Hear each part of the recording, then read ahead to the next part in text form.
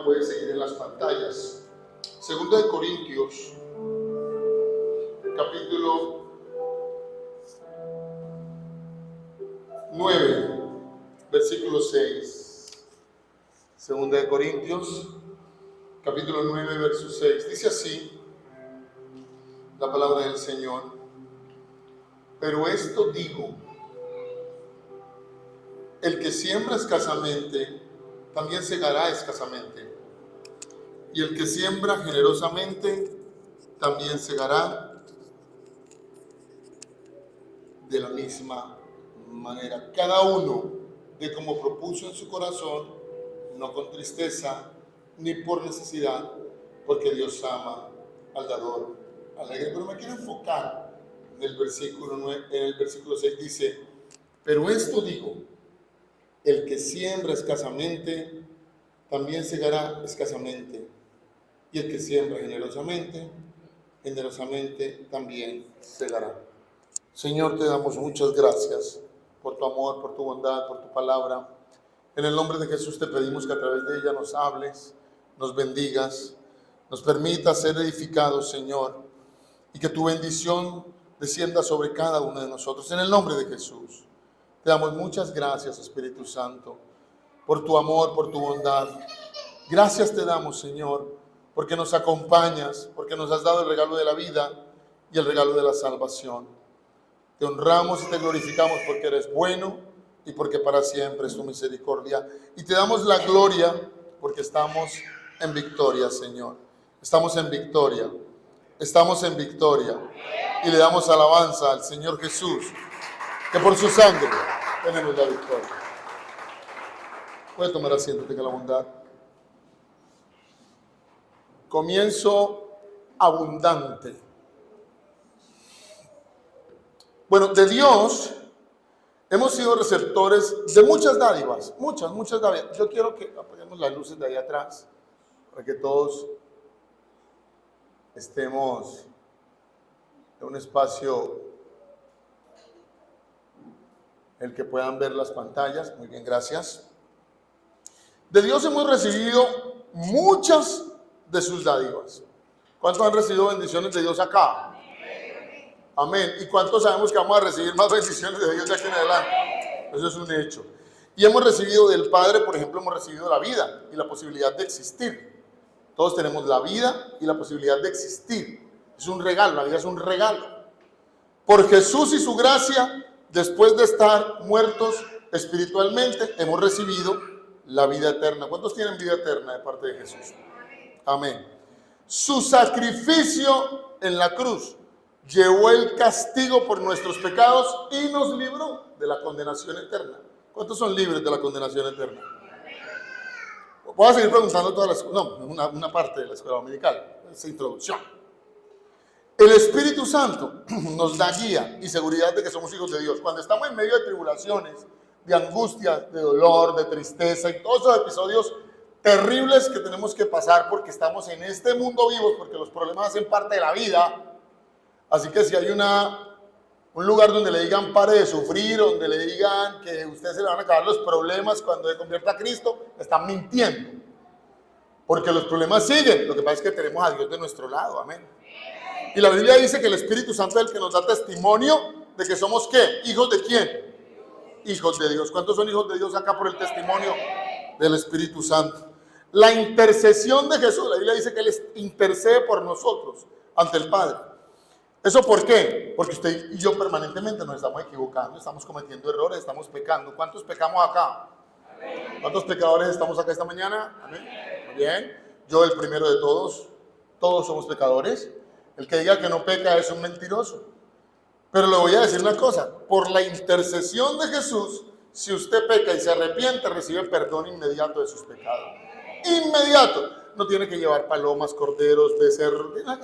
No tiene que ir a buscar un pastor para pedir perdón a un sacerdote. Usted va delante de Dios y honestamente le pide perdón y está listo. El Señor toma la decisión de perdonarte. Así funciona. Porque la confesión no es un acto que nosotros necesitamos hacer delante de un hombre para ser perdonados. El único que perdona pecados es Dios. Eso ha sido así siempre. Y por esa intercesión permanente de Jesús, entonces nosotros tenemos el perdón de nuestros pecados. Ahora, las palabras de Jesús son las que nos dieron el conocimiento del Evangelio, de las buenas nuevas, y nos dieron vida y nos dieron propósito. En las palabras de Jesús está el propósito del ser humano. ¿Cuántos tienen propósito acá? Y los que tienen el propósito enredado, vaya a la palabra, ahí está el propósito de su vida. Yo he escuchado a muchas personas decir, ay, es que no sé qué hacer, mi vida es un tumulto. Vaya a la palabra, que ahí le van a dar norte. En la palabra hay norte, en la palabra hay guía. Ahora bien, hemos recibido por la cruz la justificación delante de Dios por gracia. No tenemos que cumplir la ley, no tenemos que hacer nada distinto de aceptar a Cristo en nuestro corazón. Eso implica una cosa: la salvación no es por obras para que nadie se gloríe, como dice Pablo. Y eso lo hemos recibido de Jesús. ¿Cuántos han recibido la justificación por gracia? Los demás que recibieron. Aquí todos sí hemos aceptado a Jesús. ¿Cuántos han aceptado a Jesús? Todos han sido justificados por gracia. Todos hemos sido justificados por la sangre de Jesús, por su sacrificio en la cruz del Calvario. Gracias a sus riquezas en gloria hemos recibido salud, vida, bienes, familia, trabajo, amigos, relaciones, prosperidad, inteligencia, habilidad, etc. Gracias a su riqueza en glorias, como dice Pablo también. Y todo esto completamente gratis, porque usted no pagó por nada de eso. Aló. ¿Quién pagó por eso? ¿En dinero o en sacrificio? Nada. ¿Sacrificio? Nada. Mira lo que dice Efesios capítulo 2, versos 5 al 7. Me siguen en las pantallas. Dice: aún estando nosotros muertos en pecados, nos dio vida juntamente con Cristo. Por gracia sois salvos. Y juntamente con Él nos resucitó. Asimismo nos hizo sentar en lugares celestiales con Cristo Jesús. Y el verso 7 dice algo muy interesante. Dice: para mostrar en los siglos venideros las abundantes riquezas de su gracia en su bondad para con nosotros en Cristo Jesús. No hemos pagado nada y lo tenemos todo por el regalo maravilloso del sacrificio de Jesús en la cruz del Calvario. ¿Cuántos pueden decir amén a eso? Ha sido gratis.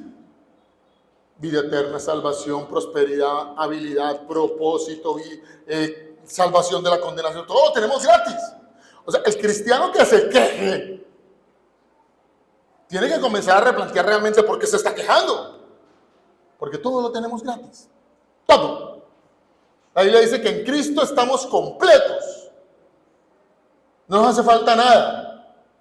Sin que para que seáis completos, dice el apóstol, sin que os falte cosa alguna. Pero una cosa maravillosa. Pero entonces aquí en este punto tenemos que preguntarnos: ¿y qué le hemos dado nosotros a Dios para mostrar nuestro agradecimiento y comenzar en abundancia, incluso este 2024? ¿Qué le hemos dado a Dios? Lo tenemos todo y lo tenemos gratis. ¿Qué le hemos dado a Dios? Digo, no podemos comprar la gracia porque es gratis. Es un sacrificio de Jesús en la cruz del Calvario. No podemos dar nada por ella. No podemos pagarlo en dinero, no podemos pagarlo en acciones, no podemos pagarlo en nada. Pero si alguien nos da un regalo, lo más lógico es que estemos agradecidos con ese alguien. Y este regalo creo que es el regalo más grande que alguien puede recibir. ¿Cuántos dicen amén a eso? El regalo más grande que nosotros podemos recibir es la gracia y sus beneficios. La gracia y sus beneficios. Porque eso no se puede pagar, eso no lo pueden comprar, eso no lo puede dar un ser humano y nos lo regalaron. La certeza de que si tú te mueres hoy, en este momento, si yo me muero, me voy inmediatamente a la presencia de Dios. No tiene precio. El hecho de que si alguien confabula contra mí, la Biblia dice que el ángel de Jehová acampa alrededor de los que le temen y los defiende. El hecho de que todo lo que mis manos tocaren prosperará. Eso no tiene precio. Simón el mago le dijo a uno de los apóstoles: venga, ¿usted por qué no me da de eso que usted tiene? ¿Y cuánto vale? Y dice: no, es que el don del Espíritu Santo no puede ser vendido. Entonces no hay un dinero que pague eso. No existe nada que usted y yo podamos pagar por el maravilloso regalo de la gracia. No tenemos cómo pagar, pero debemos entender una cosa. ¿Cuántos estamos agradecidos con Dios?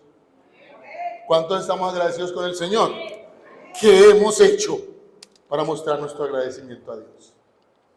¿O solamente somos de esos hijos que se aprovechan de sus padres y que todo el tiempo le sacan y le sacan y le sacan bienestar a sus padres y de vuelta nada? Porque hay hijos vampiros. Hola. Y estoy hablando de los hijos vampiros que después de que ya tienen una carrera profesional, 45 años todavía metidos en la casa. Ese hay que sacarlo, mano, hay que echar, no sé, algún tipo de veneno para hijos, no sé, alguna cosa. Para sacarlo. Porque cada quien ya a cierta edad tiene que ver qué hacer con su vida. Aló. Porque no hay nada más maravilloso que la independencia. La independencia. Y que nuestros viejos ya no tengan que cargar con nosotros, y nuestros padres no tengan que cargar con nosotros, sino que nosotros vamos a ayudarle a ellos. Eso es lo correcto. Hola. Sino que hoy eso está por enredado en la norma social. Y sobre todo aquel que vive sin moral. Aquel que vive sin moral tiene mujer o tiene marido en la calle y vive en la casa. Entonces lo mantiene, tiene una vida de pareja, pero quien lo mantiene es la pensión de la mamá o del papá. No, eso no puede ser así. El que se casa quiere, y si quiere tener vida de pareja, pues váyase a vivir con la pareja. Entonces yo no le doy problema a eso. Y cásese para que lo haga correctamente. Porque la Biblia dice que la mujer sabia edifica su casa, no dice las mujeres sabias.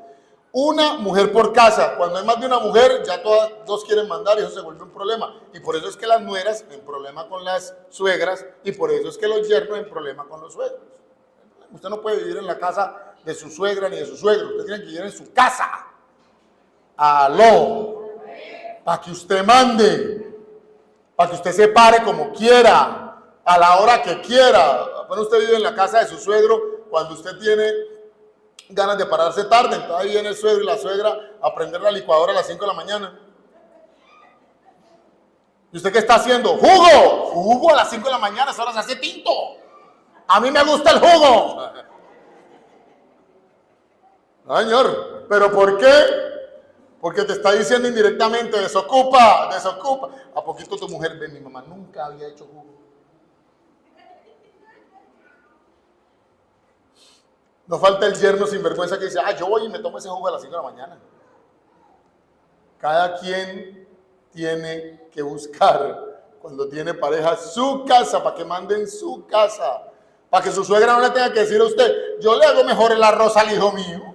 Hola. Y como le molesta a las mujeres que le critiquen la comida que le hace al marido. Para que cuando usted le cocine y ese arroz le quede sopudo y le quede salada la carne, al único que se le vaya la visión por comérsela sea su marido y no al resto de la familia, de su marido. Para que cuando usted cocine mal, el que se la tenga que comer fue el que se fue a vivir con usted. Y usted y nadie tenga que decirle nada. Y su marido, como está enamorado, se la traga y dice, qué rica está. Así esté tragándola en seco. Dice, carne tan deliciosa. Está riquísima. La próxima échale un poquito menos de sal, mi amor. ¿Yo por qué? Porque me está fallando un riñón desde que me la comí.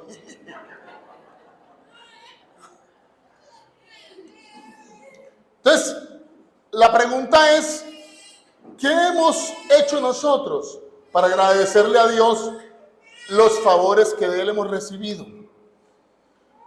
Si estudiamos la Biblia, se llega a la conclusión de que Dios no necesita nada de nosotros. Nada. Dios no necesita absolutamente nada de nosotros. Y Él nos ha dado absoluta abundancia. Si queremos comenzar este año cualquier proyecto en abundancia, debemos entender entonces qué es lo que yo en retribución, no para pagar, sino para decirle estoy agradecido contigo, Dios, debo hacer.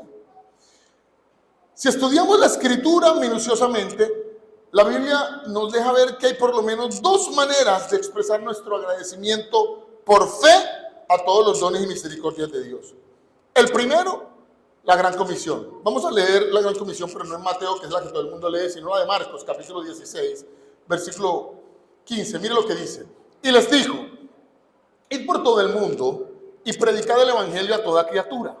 El que creyere y fuere bautizado será salvo. Mas el que no creyere será ¿qué? Una responsabilidad que tenemos todos y cada uno de los hijos de Dios es hablarle a todos los demás que no conocen a Jesús de Jesús. ¿Cuántos decimos amén? Amén. Y los que no lo creen repitan amén más duro. Amén. Amén. Tenemos la responsabilidad de decirle a otro: Jesús me ha bendecido y me ha salvado y te puede salvar a ti. Voy a volver a decir, tenemos la responsabilidad de decirle a todo el mundo: Jesús me ha salvado y te puede salvar a ti. Ay, pero es que yo no soy predicador. Tú necesitas ser predicador para sentarse a tomar un tinto con alguien y decirle: el Señor te ama.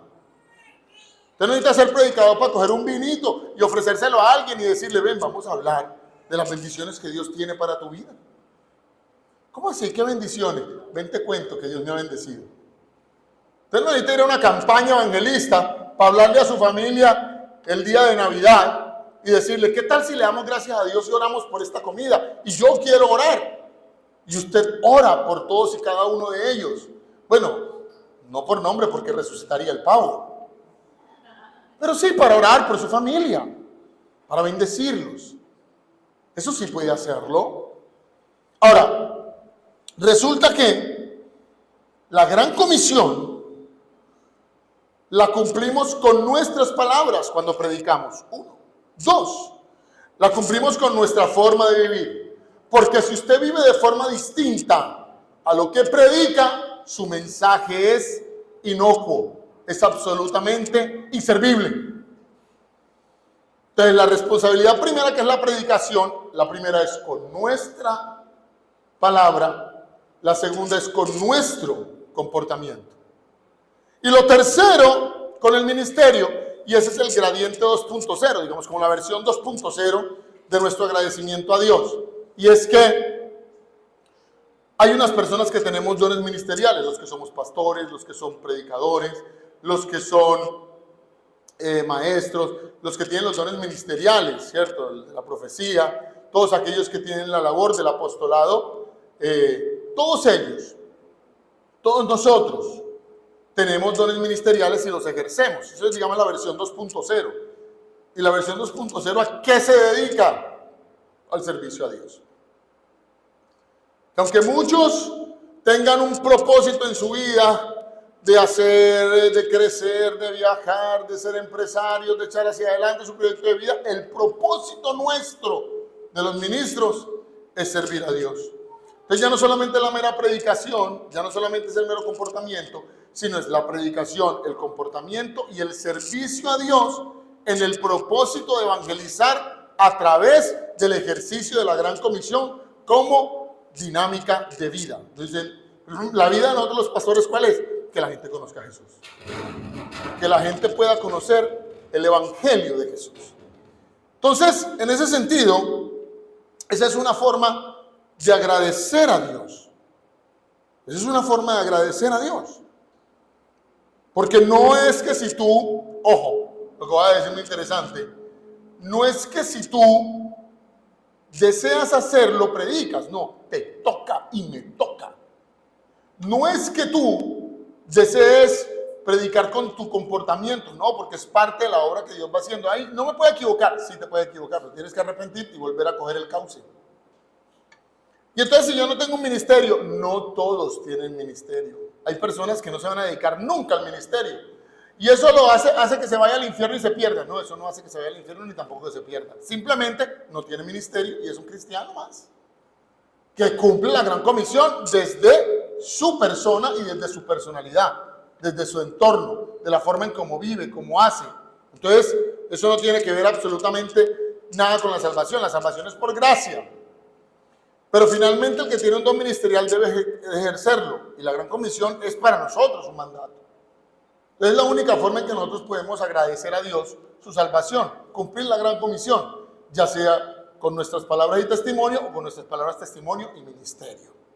Ahora bien, ¿cómo es el proceso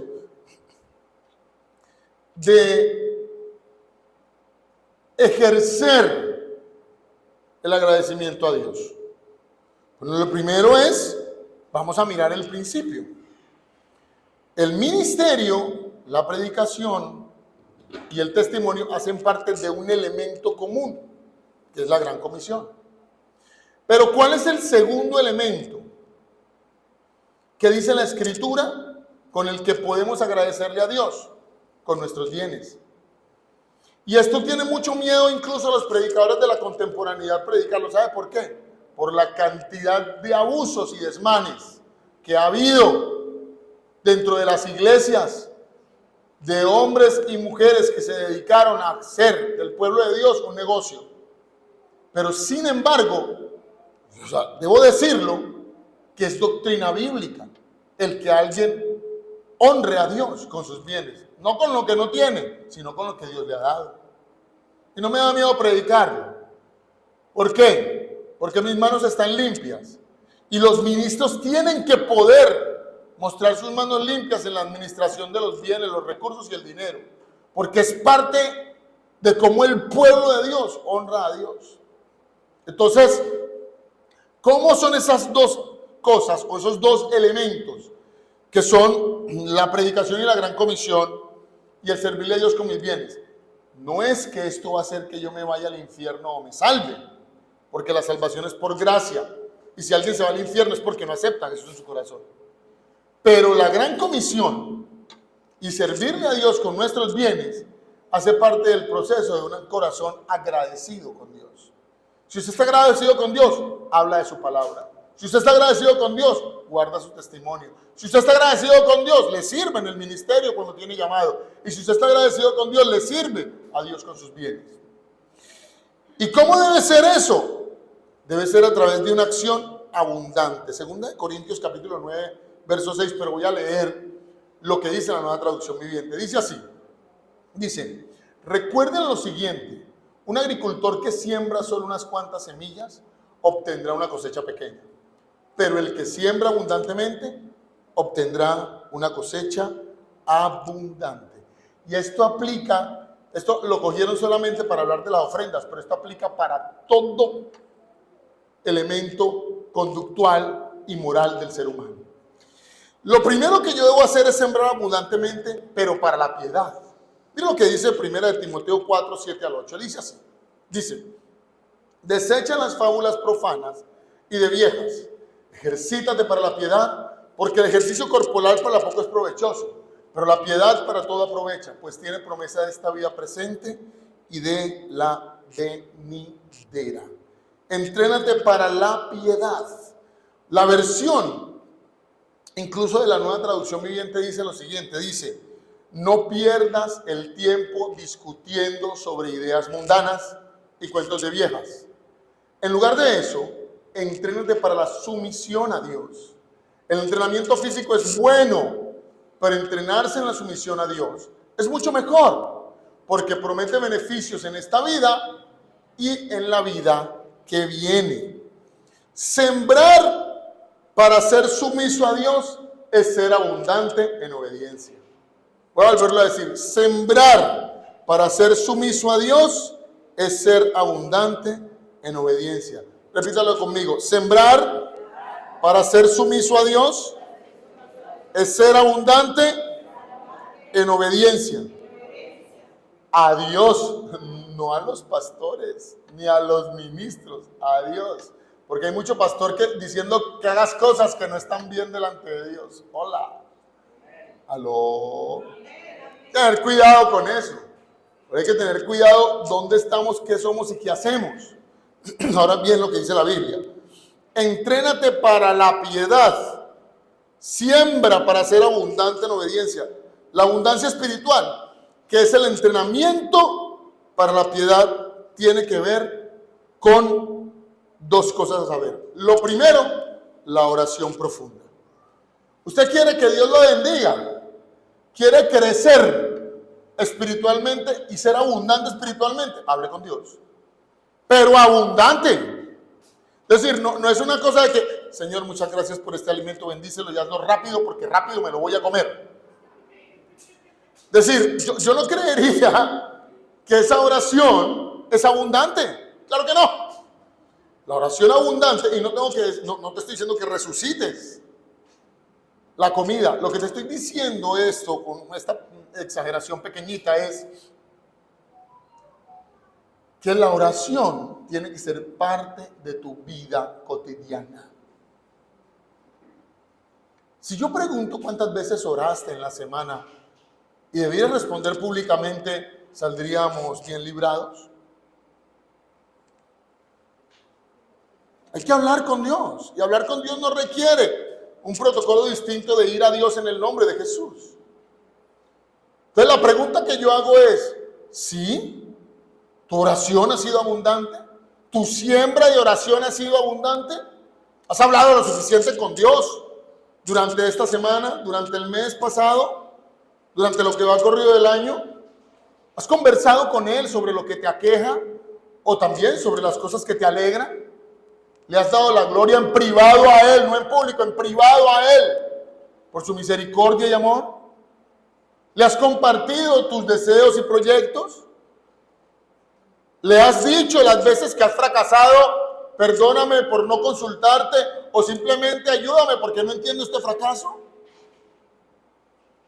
Si quieres tener una vida abundante espiritual, debes orar abundantemente.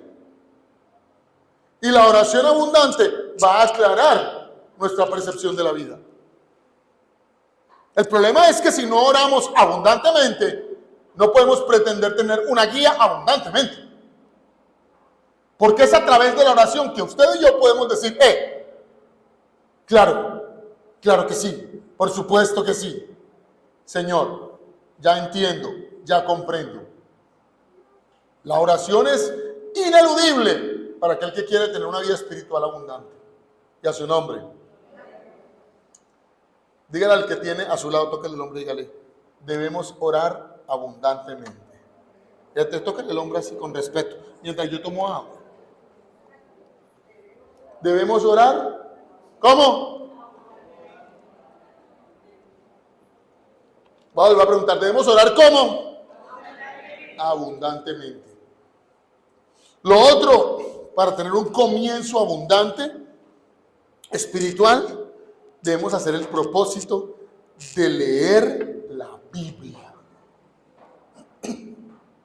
Usted no puede tener abundancia espiritual si no lee las Sagradas Escrituras. No puede. Y usted puede creer que la tiene de memoria, que se la sabe, que la conoce, que debe leerla, debemos leerla, comprenderla, analizarla, hacer parte de nuestra lectura diaria. En mi caso, trato con éxito de leer la Biblia todos los días, es un pasaje. Pero no la leo para venir a predicar el domingo solamente, porque ese es un problema. No hay que leer solo para predicarla, hay que leerla intentando escuchar la voz de Dios para nosotros. En cierta ocasión me había acompañado un hermano con el que salía a predicar muchas veces. Su mensaje era poderoso, hermoso, confrontador, bíblico. Sin embargo, cuando este hermano no estaba en el púlpito, solo se acercaba a la Biblia para escribir nuevos mensajes. Solo para escribir mensajes, solo para escribir predicaciones. Yo no estoy diciendo que eso sea malo, pero es muy interesante que solo se acercara a la Escritura para predicar, porque era un predicador recurrente, que invitaban a predicar permanentemente. Fue abundante la palabra, pero ¿para qué? Para hablarle a otros. Se olvidó de que la palabra también tenía que hablarle a él. La palabra no solo puede ser leída por nosotros para hablarle a otros. La palabra de Dios tiene que ser leída para que Dios me hable a mí. ¿Aló? ¿Sabe qué pasó con este hermano? Era un gran predicador. Pero en algún momento tuvo una dificultad. Cometió un error gravísimo. Le fue infiel a su esposa. Y de la infidelidad le nació un hijo y ese hijo nació con discapacidad. Eso hizo que él se apartara del Señor. ¿De qué le sirvió leer tanto la Biblia solo para predicarle a otros si esa Biblia no se convirtió en vida para él? ¿Aló? Heraldo de perdición. ¿De qué nos sirve leer la Biblia tanto? Para tener la razón y no para vivirla razonablemente delante de Dios. ¿De qué nos sirve leer mucho la Escritura y memorizar versículos cuando esos versículos no se quedan en mi memoria a la hora de tomar decisiones? Hola. Es hiper confrontador si lo pensamos de esa manera. ¿De qué me sirve la Biblia y decir que yo la leo y que me sé los versículos si abundantemente no la leo para que Dios me hable a mí? Y soy un predicador que habla mucho, pero que vive poco de eso que lee. ¿Aló? Eso es muy confrontador. Si usted quiere y yo quiero que la Biblia sea vida, hay que leerla, pero para que nos hable a nosotros. Y la Biblia está llena de hombres y mujeres de esta naturaleza. Elí, el sacerdote que Dios desechó y que luego reemplazó con Samuel. Yo le hablaba y ya no le importaba. Cuando Samuel le dijo, mira, el Señor te dice que te arrepientas, que tus hijos hacen lo malo, tú no los reprendes, no les estorbas, mira que tienes que arreglar esto, te voy a desechar del ministerio, bla, bla, bla. Y fue una sentencia dolorosísima que le dio a través de Samuel. Y lo único que le dijo fue, Jehová es, haga lo que bien le pareciere. Qué forma tan grosera de hablarle a Dios. Y yo creo que él le habló así a Samuel no porque vio en Samuel el mensaje de Dios, vio en Samuel el mensaje de un niño al que él despreciaba, o que menospreciaba más bien. Pero Elí terminó muriendo, desnucado, y sus hijos muertos. ¿Por qué? Porque leía la palabra para poder ser el sumo sacerdote, pero no leía la palabra para ser un hijo de Dios. Hola. Podemos hablar de Balaán, de Jesse, el siervo de Eliseo, de Judas, que anduvo con el Señor y la palabra no le sirvió para nada. De Himeneo, Fileto y Alejandro, que abandonaron a Pablo, diciendo que la resurrección ya se había efectuado y que la resurrección de la que hablaba Jesús no era una resurrección física, no era una resurrección física, sino espiritual. Bueno, ser abundante para la piedad es orar abundantemente, diga conmigo, orar abundantemente y leer la Biblia abundantemente.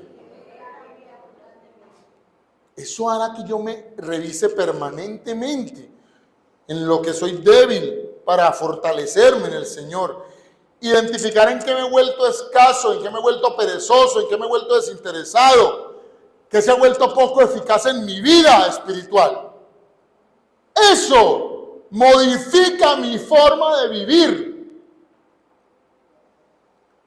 Si yo soy abundante en la oración y soy abundante en la lectura de la palabra, seré abundante espiritualmente. ¿Cuántos quieren ser abundantes espiritualmente? Dígale al que está a su lado, hay que leer la Biblia abundantemente. Así, tóquele el hombro, tóquele el hombro, tóquele. Aquí todos nos conversamos. Todos estamos conversando en medio de la escuela dominical. Vuelva y dígale en el hombro, hey, tenemos que leer la Biblia abundantemente, ¿sabes? Es más, hágale una invitación. Hey, vamos a leer esta tarde la Biblia o mañana vamos a leer la Biblia abundantemente. Hágale la invitación, invítela. Invita a su esposo, porque no falta, te das cuenta. Aló. Ser abundante en nuestra vida espiritual. Ahí se cumple la primera condición. ¿Y qué decimos con la abundancia en el segundo aspecto, en las ofrendas? Vamos a hablar de ello. 1 Corintios capítulo 16, verso 1 al 2. Dice así. Dice, en cuanto a la ofrenda para los santos, haced vosotros también de la manera que ordené en las iglesias de Galacia. Cada primer día de la semana, cada uno de vosotros ponga aparte algo según haya prosperado, guardándolo para que cuando yo llegue, no se recojan entonces ofrendas. Vamos a partir de un hecho aquí, y es que Dios no necesita nuestro dinero, pero el dinero que tenemos y cada recurso que tenemos, Dios ha permitido que lo tengamos. Yo lo voy a volver a decir. Dios no necesita de nuestro dinero, pero el dinero que tenemos y cada recurso que tenemos, Dios lo permitió que nosotros lo tuviéramos. Lo voy a volver a decir, no lo escucho muy convencido, tengo que repetirlo como Jesús. Dios no necesita nuestro dinero, pero el dinero que tenemos y cada recurso que tenemos, Dios permitió que lo tuviéramos. Ahora sí, ahora sí. No tenemos nada que no nos haya sido dado. Te lo voy a poner en perspectiva. ¿Cuántos pagan aquí factura de oxígeno? Imagínense que EPM se inventara que el oxígeno es de ellos y nos manden un recibo por oxígeno. Y que si en algún momento usted o yo no pagamos 2 meses, nos corten el oxígeno. Hasta ahí. Es lo que más consumimos, oxígeno. Y es gratis. Hola. Es gratis. En función de eso, debemos entender que Dios nos ha dado todo de lo más básico, pero una de las formas más dicientes que hemos vencido la avaricia y la ambición desmedida por el dinero es ofrendando para la obra de Dios. Y alguien podrá decir lo siguiente: ya van a empezar a hablar de dinero, digan lo que quieran, pero a ver una cosa, ¿sabe cuál es el problema? Que el pueblo de Dios se ha perdido de las verdaderas bendiciones por las acciones de un número irresponsable de pastores que se han aprovechado de la fe de las personas para sacarles el dinero de sus bolsillos. Pero la ofrenda sigue siendo un principio bíblico. Y aquí ya hemos hablado bastante de eso con respecto, por ejemplo, al diezmo. Ya está clarísimo que el diezmo no es neotestamentario, ni tampoco es obligatorio. Pero desde que predicamos, por ejemplo, aquí que el diezmo no era obligatorio, parece que todo el mundo se dio por entendido que tampoco la ofrenda. No, debemos ofrendar. Pero si nosotros no diezmamos, no nos vamos a ir al infierno ni por ladrones ni por nada. El diezmo no es obligatorio, ni es neotestamentario. Y si tuviéramos que diezmar, no sería el 10%, sino el 23.8%. El diezmo es antiguo testamentario, el diezmo no es nuevo testamentario. El diezmo no se tiene que dar, ni tampoco se tiene que pagar. El que lo da, lo hace porque quiere, voluntariamente, y eso se ha convertido en una ofrenda. Pero esa ofrenda bendice nuestras economías. Hola. Pero no es que el que no diezma se va al infierno, eso es un argumento del diablo. Porque hay gente que no tiene la posibilidad de diezmar, pero ofrenda, como la viuda, que no tenía mucho, pero ofrendó 2 blanquitas. Y esa ofrenda fue súper relevante para Dios. Porque no se trata de la cantidad, sino del corazón con que lo haces. Aló, aló. No se trata de que te tienen que extorsionar desde el púlpito para arrancarte tus bienes. Se trata que tú dices, ¿sabes qué? Dios me ha bendecido y esto tengo para mi Dios, esto doy para mi Dios. Esa es la forma correcta. ¿Y sabe qué es lo mejor de todo? Que Dios lo acepta y Dios dice, gracias hijo, lo vamos a utilizar a través del ministerio para bendecir a otros. En ese sentido, es importante entender que las ofrendas sí deben ser abundantes, pero yo no debo dar lo que no tengo. Hola. Traiga su casa, traiga su carro, traiga su cadena, traiga su brillante, traiga $1,000. Ese tipo de acciones son las que han hecho que muchas personas dejen de ofrendar. ¿Por qué? Porque lo que hay es una parranda de avivatos que se han aprovechado de lo incauto de algunas personas para robarles y para atracarlos desde los púlpitos con argumentachos de mentira. Pero la Biblia sí enseña que la ofrenda es una de las formas en las que nosotros decimos gracias Dios porque me has bendecido. Y es una de las formas más eficientes y más dicientes en las que usted puede expresarle a Dios: no soy un avaro, no soy un ambicioso, no sufro avaricia, no sufro ambición desmedida. Aquí está mi aporte para tu obra. Y muchos pueden decir, ay no, lo que pasa es que yo ayudo a los pobres y no ofrendo a la iglesia. Eso es cojear, porque a los pobres también tenemos que ayudarles. Hola. Y hay que ser abundante. Al pobre no le dé ese zapato roto que usted ya no usa. Déselo bueno o cómprese lo nuevo. Aló.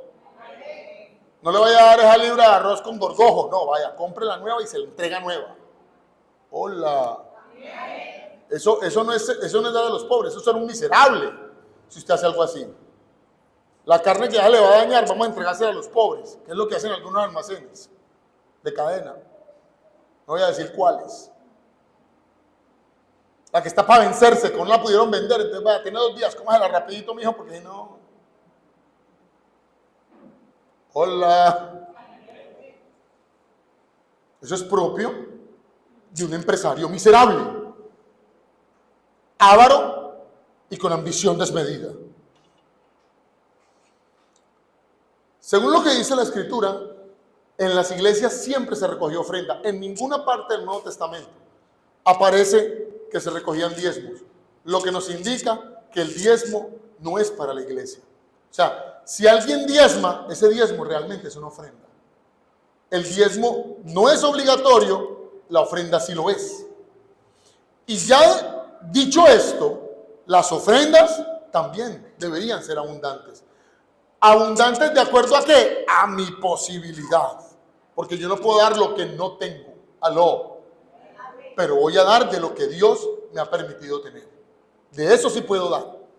Y lo que la Biblia enseña es que por lo menos, dice, las iglesias de Galacia, por lo menos 2. Igual en Corinto, por lo menos 3. O sea que las iglesias recogían ofrendas. Una de las únicas formas, en el primer siglo se practicaba y se sigue practicando hoy, de demostrar en nuestra fe con hechos, materializado con acciones, una de las acciones más difíciles del creyente es ofrendar, dar para la iglesia. Es una de las cosas más difíciles. ¿Y sabe por qué es tan difícil? Porque yo me tengo que despegar de lo que he trabajado para entregarlo para la obra del ministerio. Sin embargo, tú lo que has trabajado es en el trabajo que Dios te ha dado, con la fuerza que Dios te ha dado, con la inteligencia que Dios te ha dado, con las relaciones que Dios te ha dado, en el momento en que Dios te ha dado. Ese dinero que tú ofrendas es parte de tu agradecimiento físico. Porque hay gente que dice, sí, yo le agradezco a Dios, gloria a Dios, qué bueno Dios, maravilloso Dios, está bueno conmigo. Y a la hora de ofrendar, ahí te va la moneda de 200 pesos. Yo no estoy diciendo que ofrendar 200 pesos sea malo. Lo que estoy diciendo es que esta persona que tal vez tiene la posibilidad de ofrendar más, pero no lo hace. ¿Por qué? Porque es un avaro. Así no lo quiero entender. Y ya esto no lo predican porque el pastor que dice esto, entonces quiere mi plata. Usted puede ir a ofrendar donde quiera. No tiene que ser en esta iglesia. Pero ofrende, que eso es un principio bíblico. Aló. Y yo le voy a decir que algunas de las razones por las que las personas no ofrendan, ni escasa ni abundantemente, primero es por no tener recursos. Si el que no tiene recursos no tiene nada que ofrendar, va a que Dios lo bendiga, porque Dios le va a proveer la semilla. No tiene que ir a hacer un préstamo, como en algunas iglesias, que no, vaya, haga un préstamo y tráigalo. ¿Por qué? ¿Por qué hacen eso con las personas? En ninguna parte de la Biblia dice que los hijos de Dios tienen que ir a hacer préstamos para llevárselos al pastor. Son profetas y apóstoles falsos y pastores bandidos. Cuando usted vaya a hacer un préstamo, hágalo para comprar una finca raíz o para invertir en un negocio. No preste plata para irse de paseo, ni preste plata para... Preste plata para invertir o para tener un bien raíz que no se valoriza, y si usted trabaja, echa para adelante. Pero usted no tiene que hacer un préstamo para llevarlo a la iglesia. El pastor que le diga eso lo está estafando. Aló. Ya tampoco se predican, porque seguramente más de un pastor que me vea aquí va a decir, está dañando el negocio este man. Vamos a seguirle dañando el negocio. Porque la casa de Dios no es para hacer negocio. Aló. No tener, en ese caso voy a hacer como la viuda, doy de lo que tengo, de lo poco que tengo, de eso doy. Si mi ingreso son 10,000 pesos, de esos 10,000 yo, lo que Dios ponga en mi corazón, eso voy a ofrendar. Pero hay que hacerlo para que Dios nos bendiga económicamente. Hay que ofrendar para que Dios nos bendiga económicamente. Y lo digo con la seguridad de yo ser un ofrendador. El diezmador más fiel que tiene esta iglesia soy yo. Yo trabajo como en 4 partes. Y mis diezmos son fieles y sé que son ofrendas, pero son fieles cada principio de mes. Entonces no predico de algo que yo no viva. Predico de algo que yo vivo como realidad cotidiana. Entonces, lo digo sin temor a equivocarme. Mientras he diezmado y ofrendado, Dios me ha bendecido. Pero no lo hago por miedo ni por temor, lo hago porque quiero, porque me agrada ver la obra de Dios que sea bendecida. A mí me agrada que yo venga a culto y esto aquí no tenga el calor que tiene Caucasia allá afuera. Hola. Pregunte cuánto vale N horas de aire acondicionado al mes. Que ustedes puedan, no traje la Biblia o no veo casi, yo puedo verla en el sistema de pantallas de la iglesia. ¿Y mis niños cómo están? Allá también. Les informa a los que no sabían, de pronto no. Ya nuestro departamento de escuela dominical tiene aire acondicionado. ¿Cuántos dan gloria a Dios por eso? ¿Cuántos dan gloria a Dios por eso? Dale gloria a Dios por eso, que nos ha bendecido. Yo alguna vez subí allá al departamento de escuela dominical y vi a esos niños que estaban sudaditos. Está lleno de ventiladores, pero es que necesitaban un aire acondicionado. Dios proveyó para el aire acondicionado. ¿Y con qué? Con las ofrendas de nosotros los hermanos. Con eso es que se compran. Y yo digo, no, yo pongo el aire acondicionado. Y otro hermano dijo, yo pongo la puerta de atrás. Yo pongo y organizo unos $1, yo pongo y tapo para que el aire no salga. Y ahí están los chicos, tienen su aire acondicionado. ¿Se logra con qué? Con las ofrendas. Y sus hijos no están en un hueco. No. Les invito a que conozcan el departamento de escuela dominical. Tienen cocina, les dan todos los días refrigerio. Tienen su nevera, tienen televisor, tienen su tablero, salón, tienen no, están mejor que nosotros acá. Y a su ritmo.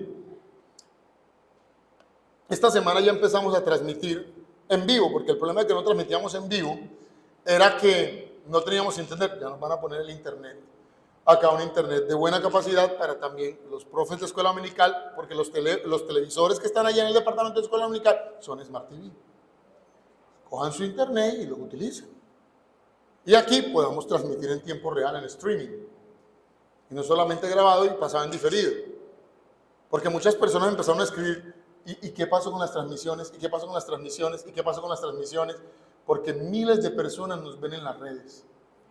Miles de reproducciones. No sabemos de dónde sale esa gente, pero sale. Y son bendecidos por el mensaje. Entonces, una de las razones por las que la gente no ofrenda es porque no tiene. Si no tiene, ofrenda lo que tiene. Y si no, no ofrende hasta que Dios lo bendiga.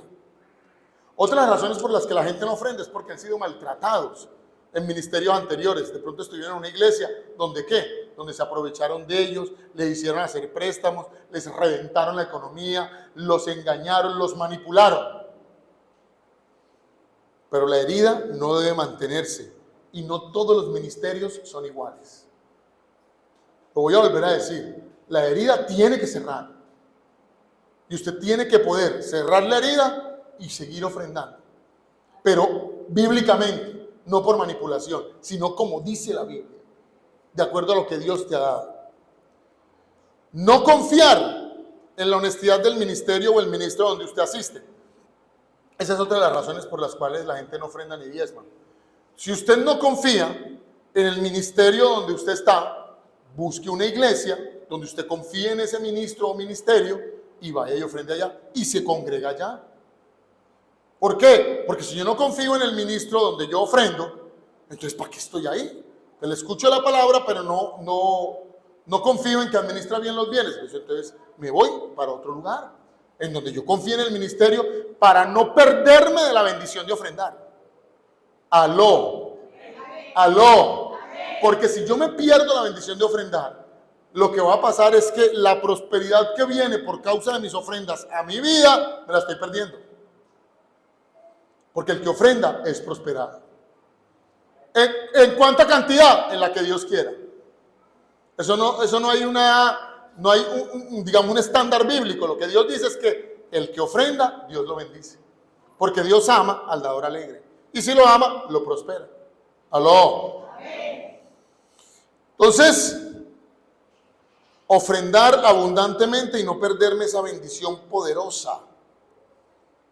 ¿Para qué? Para no ser una persona avara. Mire lo que dice Mateo capítulo 6, versos 19 al 21. Dice, siguen en las pantallas los que lo están haciendo. No hagáis tesoros en la tierra donde la polilla y el orín corrompe y donde ladrones minan y hurtan, mas haceos tesoros en el cielo, donde la polilla y el orín corrompe y donde ladrones no minan ni hurtan, porque donde estuviere vuestro tesoro, ahí estará vuestro corazón. Usted simplemente deje de atesorar. ¿Para qué? Ahorre, dele bienestar a su familia, genere. Pero avaricia, como Ebenezer Scrooge, ¿se vieron? ¿Se vieron el fantasma de las navidades pasadas? Un cuento de Navidad. ¿No se lo vieron? ¿Lo dieron en diciembre? Hay muchas versiones. ¿De qué le sirve? Yo conocí a una persona que tenía mucho dinero. Lo que voy a decir va a sonar, pero es verdad. Esto lo vi suceder. Mucho dinero. Y ya era una persona entrada en años. Mucho dinero. Propiedades, dinero en el banco, dinero en efectivo, caja fuerte. Tuve la posibilidad de conocerla. ¿Y sabe qué hacía esta persona? Se iba para la plaza de mercado, aquí en Caucasia, y recogía las verduras que estaban en mal estado que le regalaban. O sea, hablan de eso, fue real, 100% real, no fake, como dicen los pelados. No sé qué significa, pero... O sea, sí sé qué significa, pero es muy chistoso. Y cogía y luego compraba 1 libra de hueso blanco. A los que no saben, los que ven la transmisión y los que no saben, hueso blanco es un hueso que no tiene carne, sino que tiene tuétanos, que tiene como grasita de hueso. Y hacía una sopa de hueso blanco con el hueso ese, las verduras, se tomaba un poquito y el resto lo congelaba y eso comía toda la semana. No logró entender por qué vivía así. Y al morir, sus hijos despedazaron su fortuna. Lo más triste es que muere por una enfermedad avanzada que lo hubiera evitado si por lo menos hubiera alimentado bien. Eclesiastés dice que esa es nuestra parte debajo del sol. ¿Usted trabaja duro? ¿Camella duro? Váyase de vacaciones, cómase un buen plato de comida, dele bienestar a su familia, ofrende en la casa de Dios, póngase una buena ropa, viva sabroso, vaya a pagar en una cancha sintética 1 hora, así sea para que lo vean correr con el balón.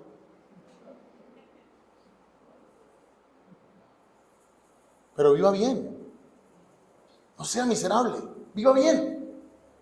Hola. Es más, la Biblia habla de esta gente. En Santiago capítulo 4, verso 2 al 3 dice: desean lo que no tienen, entonces traman y hasta matan para conseguirlo. Envidian lo que otros tienen, pero no pueden obtenerlo. Por eso luchan y le hacen la guerra para quitárselo. Sin embargo, no tienen lo que desean porque no se lo piden a Dios. Aun cuando se lo piden, tampoco lo reciben porque lo piden con malas intenciones. Desean solamente para lo que les dará placer y se olvidan de la obra de Dios. Si yo no diezmara, yo tal vez viajara todos los años, viajara fuera del país, de vacaciones con mis hijos. Pero yo renuncio a eso para el bienestar de la congregación por causa de que yo ofrendo y quiero hacerlo y nadie me obliga. Y me alegro de poder hacerlo. La Biblia tiene un protocolo para ofrendar y con eso termino. Podemos inventarnos 1000 excusas para no hacerlo, podemos negar la veracidad de las escrituras, pero el hecho es que el que no ofrenda la obra de Dios pudiendo hacerlo, aunque no se va a condenar por ello, tiene serios problemas para ser verdaderamente agradecido con todo lo que Dios le ha dado. Invente la excusa que quiera, pero si usted no ofrenda, usted tiene problemas para agradecerle a Dios. Porque su agradecimiento solamente es de palabras, no de hechos. Y si yo no tengo dinero, entonces ofrendo mi trabajo. Vengo, hago un aseo, limpio un televisor, limpio las ventanas, voy, hago aseo al departamento de niños, organizo las sillas, lavo el baño. Hago lo que tengo que hacer porque no tengo dinero, pero lo hago para el Señor. Pero si tengo dinero, debo ofrendar así sea poquito, pero hacerlo para que Dios me bendiga. Y reitero, no me da miedo predicar esto, porque le estoy predicando para que Dios lo bendiga. Aló. El diezmo, como ya me he explicado, no es obligatorio, ni es neotestamentario. No tienes que dar el diezmo ha pasado a ser una ofrenda del 10% más o menos, cada quien ofrenda lo que quiere. El creyente da simplemente para el sostenimiento de la obra, avance, crecimiento de la obra del Señor. Ingresa de lo que Dios le ha dado. Esta congregación se ha llegado al crecimiento de las ofrendas de todos nosotros. ¿A dónde ha llegado esta congregación? A usted las ofrendas lo han llevado. Y eso es una bendición. Pero tendrá un tipo de avance exponencial la iglesia que tenga el trabajo de los hermanos y las ofrendas de los hermanos abundantes. Porque con el trabajo se impulsa la obra y con las ofrendas se financia el impulso. Estar en las redes, vale. Hacer proyectos, vale. Ayudar, dar a otros, vale. Todo eso se hace con las ofrendas. Aquí podemos regalar juguetes a los niños en diciembre porque ustedes ofrendan. Podemos ayudar al centro de rehabilitación porque ustedes ofrendan. Podemos darles esquí escolar a los niños a principio de año porque ustedes ofrendan. Podemos llevar comida y mercados a personas que tienen necesidad económica porque ustedes ofrendan. Eso aquí no se hace con otra cosa. ¿Con qué se pagan los arriendos? Porque ustedes ofrendan. ¿Con qué se paga todo lo que tenemos y los servicios? Porque ustedes ofrendan. O sea, la ofrenda sí sirve y ayuda a que podamos impulsar la obra de Dios. Y el primer principio nos da Corintios capítulo 9, versos 6 al 7. Dice así, de los primeros principios, dice: recuerden lo siguiente, un agricultor que siembra solo unas cuantas semillas obtendrá una cosecha pequeña, pero el que siembra abundantemente obtendrá una cosecha abundante. Y sigue diciendo, en la siguiente diapositiva: y cada uno debe decidir en su corazón cuánto dar, y no den de mala gana ni bajo presión, porque Dios ama a la persona que da con alegría. El primer principio: siembras poco, recoges poco. Siembras abundante, recoges abundante. Ya. Usted no puede pretender sembrar 1 hectárea de tierra y recoger 4. Hola. Si siembras 4, ¿cuántas recoges? ¿Aló? Y aquí los que saben de sembrado, ¿dónde está Jesús? Él es el zar de la yuca acá. ¿No está? ¿No está? Jesús, si yo siembro 1 hectárea, recojo 4. ¿Cómo? Enséñame. Enséñanos, ilústranos. Es muy difícil. Pero si yo siembro 4 hectáreas, seguramente lo mínimo que pretendo recoger son 4 hectáreas. Si alguien ofrenda poco, la retribución de parte de Dios es de acuerdo a esa ofrenda. Si siembra abundante, Dios me va a bendecir abundantemente. A mí Dios me ha bendecido abundantemente. No soy un hombre millonario, pero a mi familia no le falta nada. No le falta absolutamente nada. Tenemos dentro de la modestia las cosas que necesita una familia para vivir decentemente. Ahora, no existe un principio más lógico que este. Gálatas 6:7 dice: no se dejen engañar. Nadie puede burlarse de la justicia de Dios. Siempre se cosecha, ¿qué? Lo que se siembra. Si usted siembra con miserableza va a cosechar. En alguna ciudad de Colombia donde yo fui pastor, un empresario en Medellín, ¿ya dije la ciudad? Ok. Un empresario en Medellín, lo conocí, iba a determinada iglesia, pero era muy extraño porque yo me pude dar cuenta, sus movimientos semanales hace más de 18 años eran movimientos entre 7 y 10 millones de pesos. Y la ofrenda quincenal de este hermano eran siempre 20,000 pesos. Yo nunca logré entender eso y jamás le dije nada al respecto. Porque los espacios personales son para cosas edificantes, de otra naturaleza. Y en ese momento yo como pastor era muy miedoso para hablar del dinero porque pensaba que si hablaba del dinero la gente iba a asociarlo con que yo estaba intentando quitarles dinero. Pero ya no. Y después de unos años de vivir esa realidad como avaricia, el hermano fue víctima de robos, de atracos, su economía no se protegía porque era avaro con la obra de Dios. Resultado, su empresa quebró y ahora tiene una pequeña empresa que lo sustenta a duras penas, con muchas deudas. Y vi eso repetirse en varias ciudades donde fui pastor. Y creo que cometí el error de nunca predicarles sobre las ventajas de ofrendar abundantemente. Y yo siempre ofrendé, porque en muchas partes donde fui pastor, en todas, trabajé. Siempre fui trabajador y a medio tiempo pastor y medio tiempo trabajaba y siempre ofrendaba fielmente. Siempre. Y nunca Dios me abandonó. Pasé muchas dificultades, pero nunca me abandonó. Y el segundo principio es que cada uno debe decidir en su corazón cuánto dar. La decisión de dar para la obra de Dios viene del corazón. Si amas su obra, ofrendas abundantemente para ella. Si no, pues lo haces o lo haces de manera egoísta. Es una decisión que no incluye porcentajes. Es lo que tú quieras.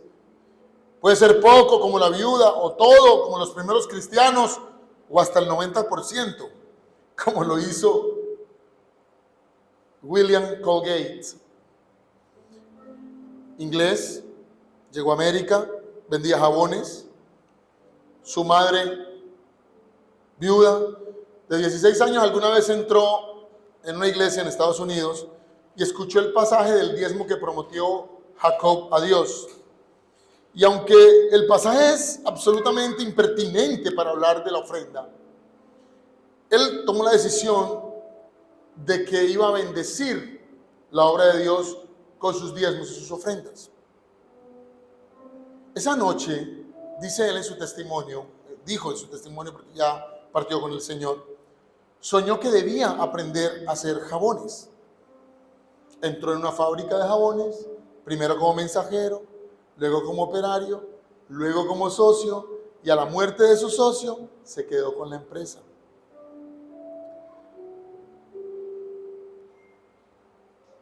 Y William Colgate empezó diezmando su 10%. Reitero, el diezmo no es bíblico, no tenemos que diezmar, pero fue su ofrenda, fue su fe. Y luego el 20, y luego el 30, y el 40, increíblemente llegó al 90%. Apoyó la fundación de sociedades bíblicas americanas, apoyó la fundación de muchas iglesias en Estados Unidos, alrededor del mundo, apoyó a muchos misioneros. Muchos conocieron el evangelio por causa de los donativos de William Colgate. A su muerte, y solo viviendo con el 10% de sus ganancias, fue declarado el hombre más rico de Estados Unidos en el siglo XIX. Más rico que los empresarios del hierro y más ricos que los empresarios del ferrocarril. Y sus hijos heredaron la empresa y siguieron con la costumbre de ofrendar. Y se fusionaron con una empresa que se llamó y se llama Palmolive. Colgate es lo que nosotros conocemos como Colgate Palmolive. Es una empresa que tiene más de 39,000 empleados, factura más de 16,000 millones de dólares al año, tiene activos por más de 11.1 mil millones de dólares. Y todo empezó con un hombre que tomó la decisión de honrar a Dios con sus bienes.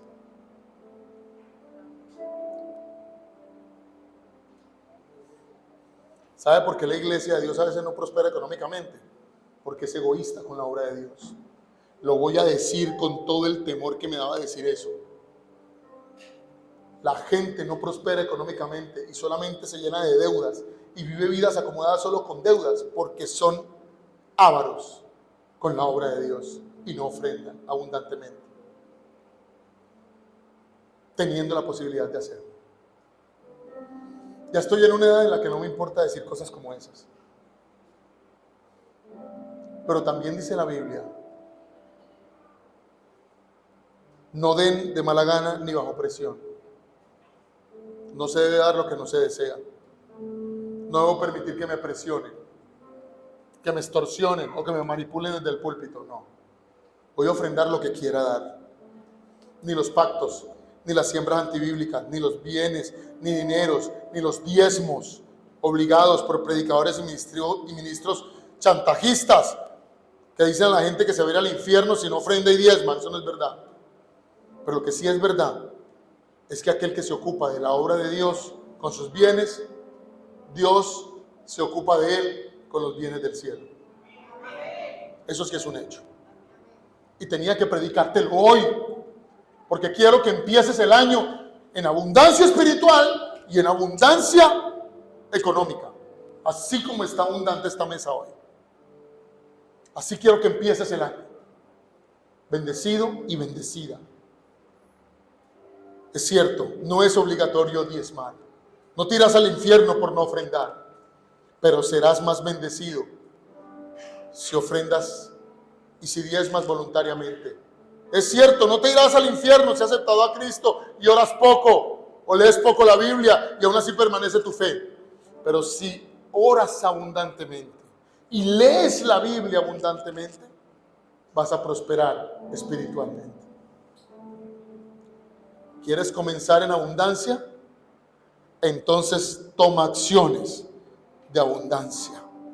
Nunca por la amenaza de quien no hace lo que te dice, solo por la convicción de que como iglesia de Dios, Dios nos ha bendecido y debemos corresponder ofrendando voluntariamente, ofrendando abundantemente, orando abundantemente, leyendo la Biblia abundantemente y vigilando mi vida espiritual para que sea una vida espiritual abundante. Dele gracias a Jesús. Muchas gracias, Señor. Debemos dar abundantemente para Dios un entrenamiento permanente de nuestra vida espiritual. Debemos servir a Dios con nuestros dones espirituales y materiales. Debemos ofrendar abundantemente para que la obra de Dios avance y crezca en la tierra.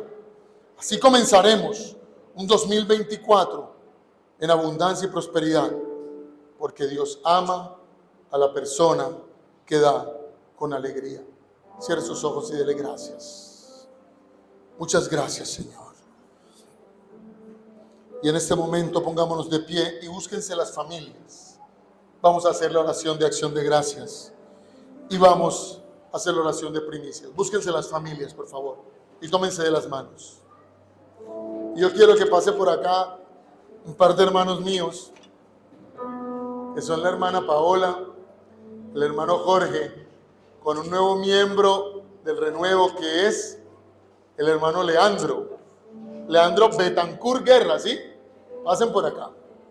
Búsquense las familias y mientras mandan a llamar a los niños, quiero que pase la familia Betancur Guerra y vamos a presentar al Señor el niño. Súbanse al púlpito con el niño, por favor.